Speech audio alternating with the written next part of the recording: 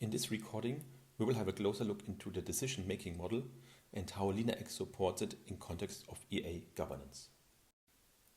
We can argue that the decision-making model is kind of the heart of enterprise architecture governance, and this is then the final outcome of proposals which we have maybe discussed in the architecture review board.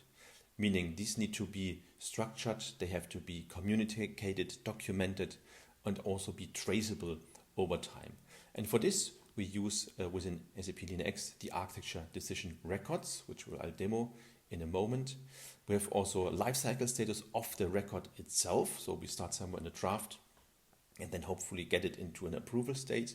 And of course, we also capture in here information around the ownership, timestamps, maybe even expiry dates.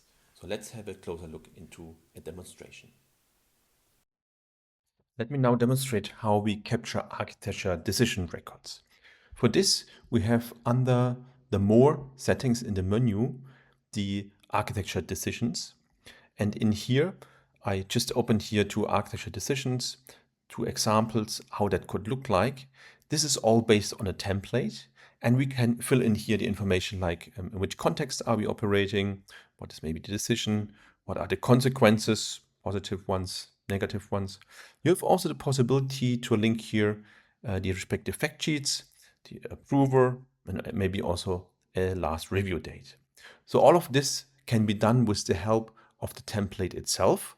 So that's something I've done. If I quickly go in here, I open the architecture decision template and you see how the template was defined. So you are pretty much free to include here additional information like maybe additional approvers or expiry date or whatever is required from your specific point of view.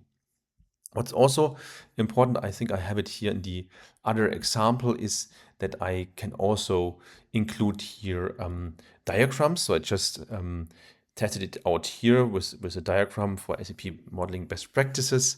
So you have the possibility not only to link fact sheets, but also diagrams within your architecture decision record, which means that you can then also trace back what kind of decision was actually taken in the past, based on which diagram and what was also mentioned on there.